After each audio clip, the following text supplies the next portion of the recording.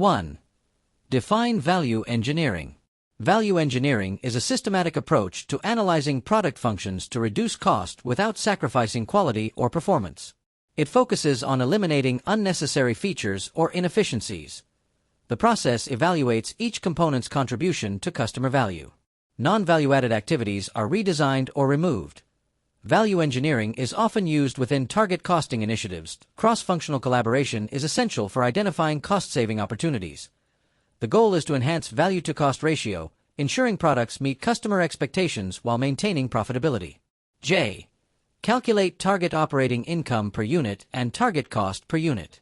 Target operating income per unit equals total desired operating income divided by expected unit sales. This amount represents the required profit contribution from each unit to meet financial objectives. In target costing, target cost per unit equals expected market price minus target operating income per unit. This establishes the maximum allowable cost to achieve planned profitability. The formula aligns pricing, cost control, and profit planning. If estimated production cost exceeds target cost, redesign or cost reduction initiatives are required. Accurate forecasting of sales volume and profit expectations is essential to ensure realistic and achievable cost targets. K. Define and distinguish between value-added and non-value-added costs.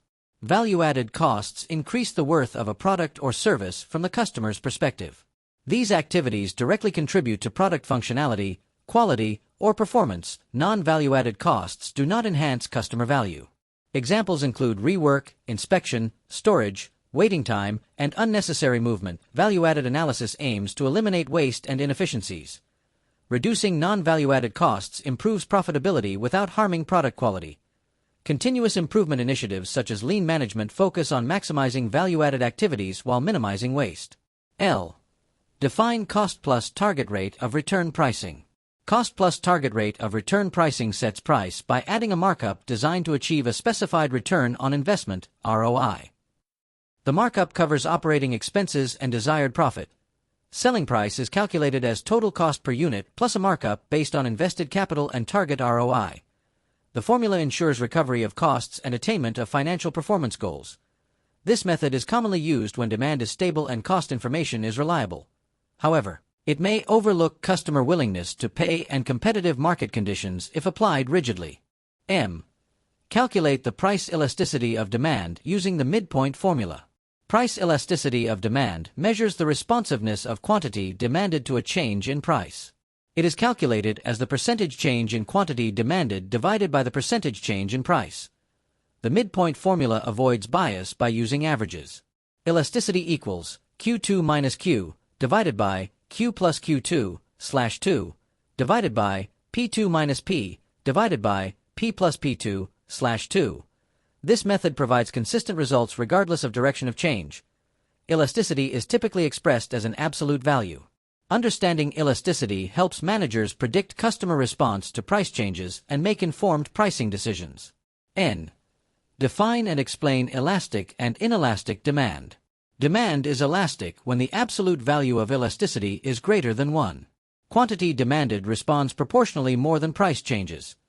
Demand is inelastic when elasticity is less than 1.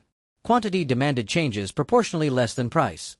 Unitary elasticity equals 1, meaning percentage change in quantity equals percentage change in price.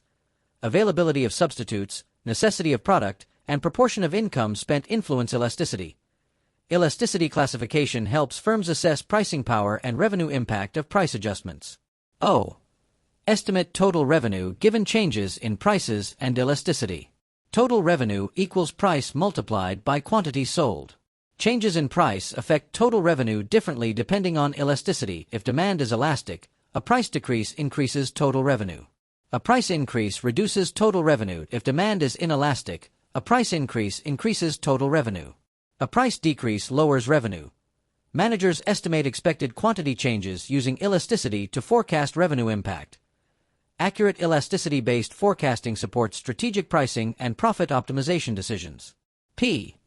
Discuss how pricing decisions differ in the short term and long term.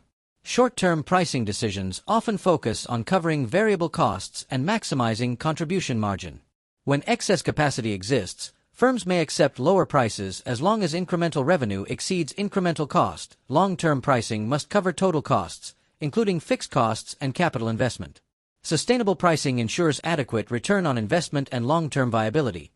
Competitive pressures may justify temporary promotional pricing in the short run. However, persistent underpricing can damage brand value and market positioning. Managers must balance immediate cash flow needs with long-term profitability, strategic positioning, and customer relationship considerations. Q. Define product lifecycle and explain pricing across stages. The product lifecycle, PLC, describes the stages a product passes through: introduction, growth, maturity, and decline.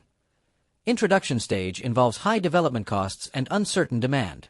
Firms may use skimming, high price, or penetration, low price strategies. Growth stage sees increasing sales and competition. Pricing may gradually adjust to maximize market share. Maturity stage features intense competition and stable demand. Price competition becomes stronger. Decline stage involves falling sales. Firms may reduce prices to clear inventory or maintain margins on niche segments. Pricing evolves with competitive and demand conditions. R. Evaluate and recommend pricing strategies under specific market conditions.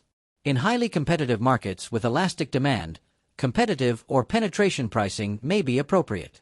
Maintaining market share becomes critical. In markets with strong differentiation or limited competition, value-based or premium pricing may maximize profitability.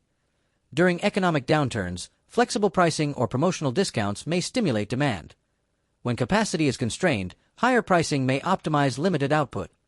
Recommendations must consider cost structure, demand elasticity, competitor behavior, brand positioning, and long-term strategic objectives.